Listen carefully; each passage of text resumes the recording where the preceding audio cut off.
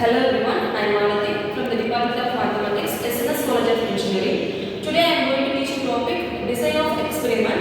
In the design of experiment, we are having three types. One is completely randomized design, another one is randomized block design, another one is Latin square design. So before going to the types, we should know what is design of experiment. Suppose if we are having any data, for the data if we need a solution, if we need a proper solution or proper output, we have to plan previously. So we are using this design of experiment in the field of medical and agriculture in our past week. So today we are going to see the first type, completely randomized design. So in that I am going to take one problem, one case study, that is four technicians we are having. That four technicians are doing their works for continuous 5 days. In the continuous 5 days, how many mistakes are they have made? So we are having here two types of data. One is about four technicians and one is about 5 days. So we are going to have analyze today about the four technicians. So this is one way. So if we are calculating about technicians alone means that is one way. If we are calculating about successful days as well as technicians means that is two way. That is we can say as if we are calculating column alone or row alone means that is completely randomized design. In another way we can see that as a one factor method. We have a data based on 2 digits. So we are having a 2 digits data. If we are doing the calculations it become a very difficult one.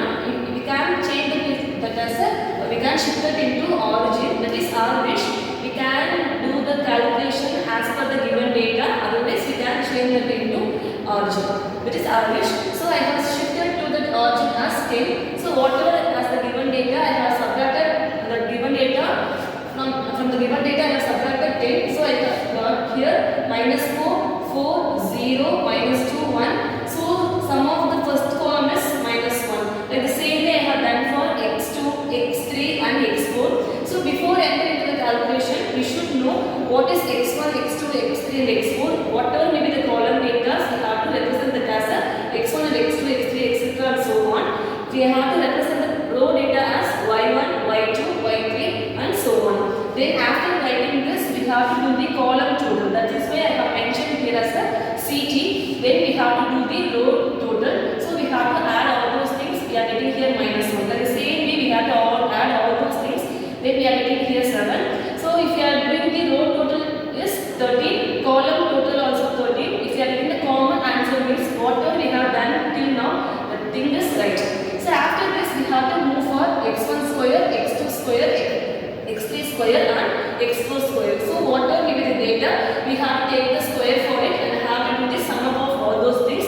That is nothing but summation x1 square. So we have to find here summation x1 square, summation x2 square, summation x3 square and summation x4 square. After finish this table, we have to know what is n, what is t, what is cf. N is nothing but number of the elements, number of the data in the given table. So here we are having 4 rows and 4 columns. So 16. So we are having here number of rows are 4 and number of columns, number of rows are 5 and number of columns are 4. So here we are having n as 20. Then we have to know what is t. The outcome of the total is nothing but here 13. So we have to mention that as a 13 here. CF we have to find. CF formula is t square by n. So t square by n means 13 square by 20. We are getting here 8.45. After finding this n, t, cf, we have to move for TSS. Total sum of square, then sum of square for column, then we have to move for sum of square for error. So TSS formula is summation x1 square plus summation x2 square plus summation x3 square plus summation x4 square minus CF.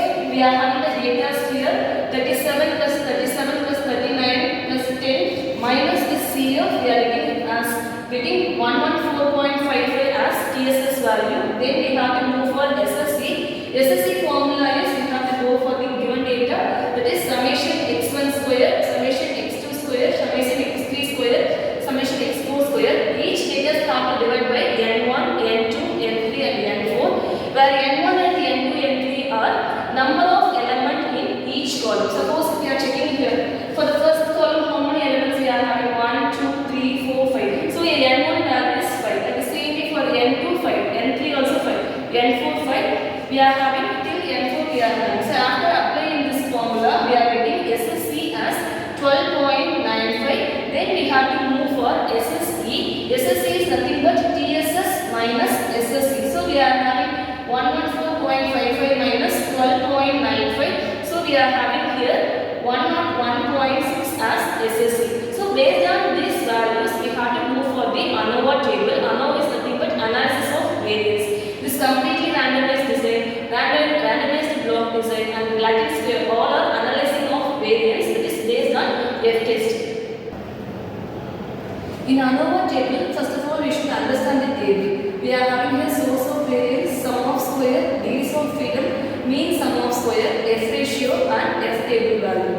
So in source of variance we are having two things here. One is between column and error. That is SSC, we have calculated as a 12.95, SSE 101.6. Degrees of freedom for SSC is C minus 1. So number of columns is here 4 minus 1 is 3. Then we are having here n minus C, n value is 20, 20 minus column is 16 here. Then we have to find MSC. MSC is nothing but SSC divided by C minus 1. We are having the value as 4.317. Like the same way we have to move for MSE. MSE formula is SSC by n minus C. We are having the value as 6.35. Then we have to move for the F ratio. F ratio means we should know the formula. It is higher variance by lower variance. If we are comparing these two things means 6.35 is higher. So we have to divide MSC by MSC. So we are getting the value as 1.471. So this is our calculated value. Then we have to move for the table value. For that, which one is higher value? 6.35. That degrees of freedom is 60. The lowest value is 4.37. That degrees of freedom is 3. So comparing these two things, we are having 16,3 at 5%. We have to set the table value in F table. So we are having the F value as table value as 5.29. Based on these two values, we have to move for the conclusion. The conclusion part is always we have to write the first as calculated value, then table value. We have to compare these two things. If we are comparing now, we are getting here less than symbol. So we are having calculated table value as 5.29, calculated is 1.471, which is less than value. So we can say H0 is acceptable.